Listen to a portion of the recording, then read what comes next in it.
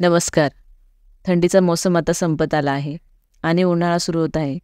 थंडीमध्ये ज्या पालेभाज्या मिळतात, त्या उन्हाळ्यामध्ये फारशा मिळत नाही. थंडीच्या या हंगामी भाज्या जर आपल्याला वर्षभर खायला मिळाल्या, तर किती बरं होईल ना? त्यामुळे आजचा हा व्हिडिओ मी तुमच्याशी शेअर करत आहे.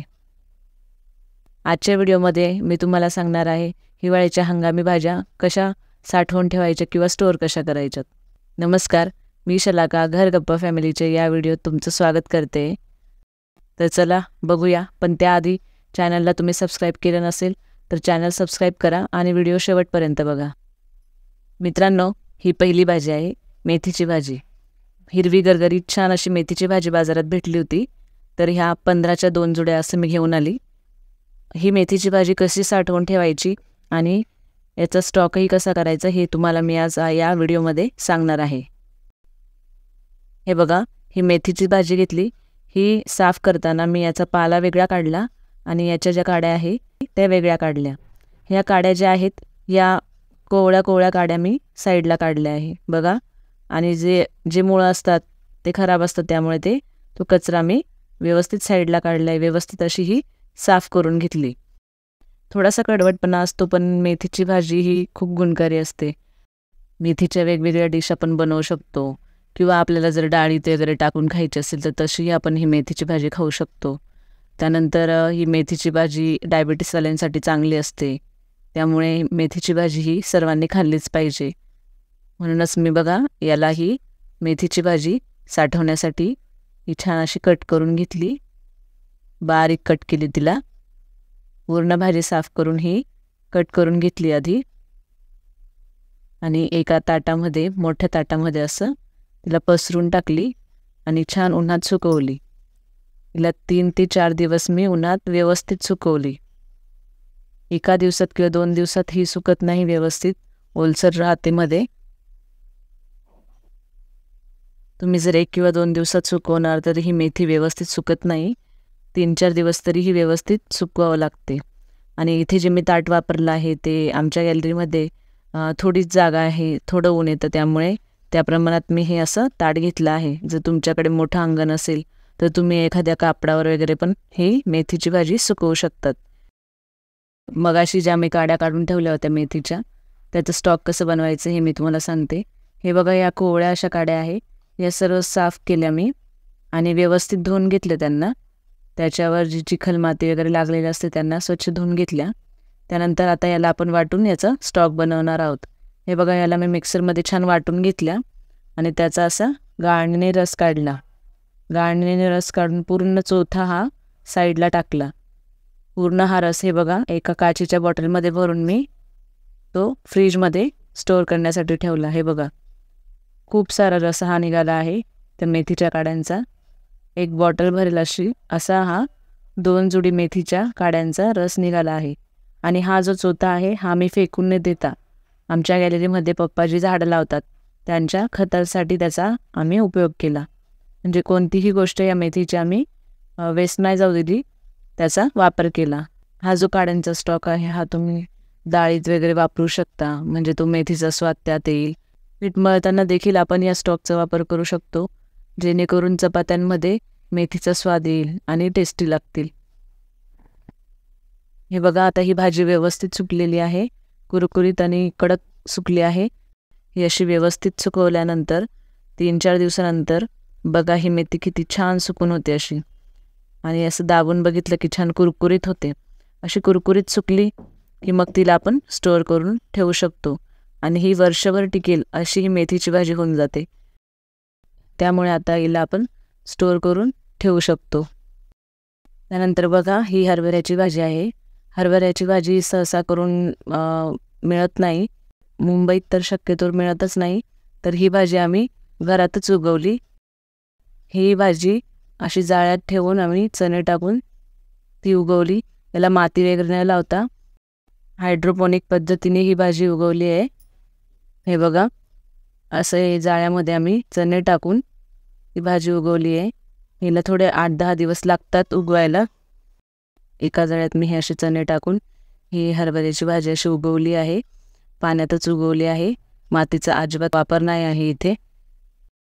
ही भाजी जेव्हा उगवली 7 ते 8 दिवसानंतर थोडी वरची भाजी काढून आम्ही याची भाजी बनवली आणि बाकी भाजी मग आम्ही थोड्या दिवसांनी ही सुकवण्यासाठी घेतली.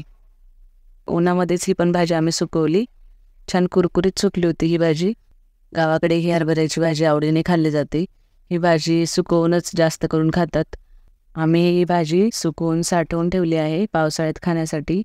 खूप टेस्टी लागते ही पण भाजी. बाजरीच्या भाकरीसोबत अजूनच टेस्टी लागते. मित्रांनो, तिसरी वस्तू आहे कांदे. कांदे तर तुम्हाला माहीतच आहे पावसाळ्यामध्ये महाग होतात आणि कांदा अशी वस्तू आहे ती प्रत्येक भाजीला वगैरे वापरली जाते. त्यामुळे कांदा स्टोअर करून ठेवणं खूप गरजेचं आहे. सगळ्यांनीच असं केलं पाहिजे, कांदा स्टोअर करून ठेवायला पाहिजे असं मला तरी वाटतं. हे बघा, कांदे आणले होते आम्ही. हे स्वस्त दरात मिळाले आता हिवाळ्यामुळे. मग आम्ही हे जास्तीचे कांदे आणून असे छान साफ करून त्यांना लांब आणि बारीक असे छान काप करून घेतले आणि ते उन्हात सुकवले. तसंच मी एका मोठ्या ताटात घेऊन उन्हात गॅलरीमध्ये सुकवले. हे बघा, हेही जास्त दिवस सुकवावे जेणेकरून ते व्यवस्थित कुडकुडीत सुकतात. जर थोडंफार ओलसर राहिले, व्यवस्थित सुकले नाहीत तर ते खराब होऊ शकतात. त्यामुळे हे व्यवस्थित 4-5 दिवसाचं तरी याला ऊन दाखवावं. कुरकुरीत सुकवून घ्यायचे जेणेकरून त्याला बुरशी पण लागणार नाही आणि काळीही पडू नाही द्यायचे, त्याने ते खराब होऊ शकतात. त्यामुळे हे व्यवस्थित चांगल्या उन्हात सुकवायचे. तुमच्याकडे जर कडक ऊन असेल, मोठं अंगण वगैरे असेल तर तिथे तुम्ही कापडावर देखील हे सुकवू शकतात. त्यावर दुसरा पातळ कापड टाकून धूळ वगैरे न बसू नये यासाठी तुम्ही तसं कापड टाकून सुकवू शकतात. हा कांदा बघा मी सुकवला आहे, तो किती छान असा कुरकुरीत सुकला आहे. छान ऊन दाखवलं होतं त्याला. तर याला हवाबंद डब्यामध्ये मी आता ठेवते. अशा हवाबंद डब्यामध्ये ठेवायचं. जेव्हा आपल्याला लागेल तेव्हा आपण थोडा कांदा काढून पुन्हा तो डब्बा व्यवस्थित पॅक करून ठेवायचा, जेणेकरून याला ओलावा लागला नाही पाहिजे. ओलावा लागल्यामुळे हा कांदा खराब होऊ शकतो. त्यामुळे हवाबंद डब्यामध्ये व्यवस्थित हा राहतो, व्यवस्थित स्टोअर करता येतो. यानंतर आहे कोथिंबीर. तुम्हाला तर माहीतच आहे, कोथिंबीरही प्रत्येक भाजीला लागते आणि प्रत्येक भाजी टाकली की भाज्याही चविष्ट होतात. डाळ जरी बनवली तरी आपण कोथिंबीर कढीपत्त्याशिवाय बनवत नाही. त्यामुळे कोथिंबीरही सुकवून व्यवस्थित स्टोअर करून ठेवली तर आपण केव्हाही कोणत्याही ऋतूमध्ये वापरात घेऊ शकतो. कोथिंबीरीच्या वड्या किंवा मुटकुळे असंही बनवता येतं. तेही सर्वजण आवडीने खातात. गावाकडेही या कोथिंबीरीच्या वेगवेगळ्या डिश सगळे आवडीने खातात. त्यामुळे कोथिंबीर ही स्टोअर करायची. हे बघा, कोथिंबीर छान कापून घेतली मी, साफ करून घेतली आणि अशी बारीक कट करून गॅलरीमध्ये सुकण्यासाठी ठेवली. हे बघा, आमच्या गॅलरीमध्ये जास्त ऊन येत नाही, पण जितकं येतं त्यामध्ये आम्ही असं ताटामध्ये ती कोथिंबीर वगैरे कट करून छान सुकवून घेतो. 3 ते 4 दिवसाचं ऊन त्याला देऊन. आणि उन्हाळ्यामध्ये कोथिंबीर ही खाण्यासाठी चांगली असते. कोथिंबीर थंड असते, त्यामुळे आपण अशी ही स्टोअर करून सुकवून ठेवू शकतो. त्याची पावडर बनवून आपण ती वापरात घेऊ शकतो. ताक वगैरे जर बनवलं तर त्यात थोडीशी जर कोथिंबीर टाकली तर छान चव येईल आणि आपण त्या कोथिंबीरचा वापर असा करू शकतो. पावसाळ्यामध्ये पावसापाण्यामुळे आपण कुठे जाऊ शकत नाही, कोथिंबीर आणू शकत नाही आणि असंच पावसामुळे आपल्याला मूड होतो की भजे वगैरे खावे. भज्यांमध्ये देखील आपण हे असं पावडर वापरून कोथिंबीरीची छान त्याची मजा घेऊ शकतो. हे बघा, अशी कुरकुरीत सुकवून घेतली.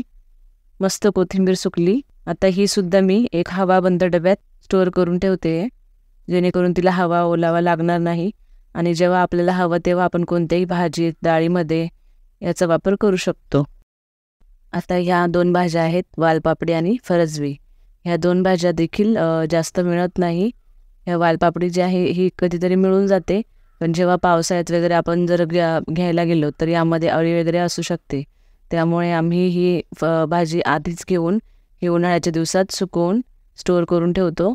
त्याचे जे दाणे आहेत त्याची भाजी बनवून घेतो आणि ही जे वरची आहे भाजी ती सुकवून छान तिला स्टोअर करतो. हे आपण केव्हाही बनवून खाऊ शकतो. नंतर हिला बनवताना सुकलेली जी असते ती थोडा वेळ पाण्यात टाकून भिजवू द्यायची. ती पुन्हा त्या शेपमध्ये येऊन जाते आणि मग आपण ती भाजी बनवून आपण पुन्हा खाऊ शकतो. हे बघा, कट करून छान अशी ही वालपापडी सुकवून घेतली आणि स्टोअर केली आहे. त्यानंतर ही फरसबी आहे, ही मुंबईकडे जास्त मिळते, गावाकडे खेड्यात वगैरे असं मिळत नाही. त्यामुळे ही फरसबी चायनीज आयटमला वगैरे असं यूज केली जाते. त्यामुळे ही देखील आम्ही सुकवून तिला स्टोअर करून ठेवतो. ही फरसबीसुद्धा वापरण्याआधी थोडा वेळ पाण्यात टाकून तिचा पुन्हा त्या शेपमध्ये येते, मग आपण ती वापरात घेऊ शकतो. हे बघा, ह्या सर्व भाज्या आहेत. या सर्व सुकवून छान स्टोअर करून ठेवते आता मी, जेणेकरून ह्या केव्हाही आपण खाऊ शकतो, केव्हाही वापरात घेऊ शकतो. जेव्हा जी भाजी झाली, मूड आला की आपण ती भाजी खाऊ शकतो. हरभऱ्याची भाजी खायची इच्छा झाली तर हरभऱ्याची भाजी घेऊन खाऊ शकतो. मेथीची भाजी आपण केव्हाही खाऊ शकतो. यासाठी अशी ही सुकवून छान स्टोअर करता येते. त्यानंतर कोथिंबीर ही कोणत्याही भाजीत आपण टाकून खाऊ शकतो. यासाठी बघा किती छान अशा या सुकवून कुरकुरीत केल्या आहे आणि आता ह्या स्टोअर करून ठेवता येईल. हवाबंद डब्यात छान स्टोअर करून ठेवता येईल. अशा या भाज्या सुकवून घेतल्या आहेत. मित्रांनो, अशा या हवाबंद डब्यांमध्ये मी सर्व भाज्या स्टोअर करून ठेवते. हे बघा,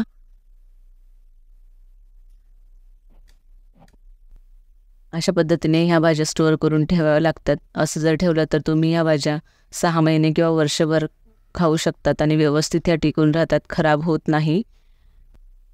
तुमच्याकडे देखील घर अंगण वगैरे असं असेल तर भाज्या सुकवून असं स्टोअर तुम्ही करू शकता. आणि तुमच्याकडेही भाज्या स्टोअर करण्याच्या वेगवेगळ्या आयडियाज असतील तर तुम्ही मला कमेंट करून सांगू शकता.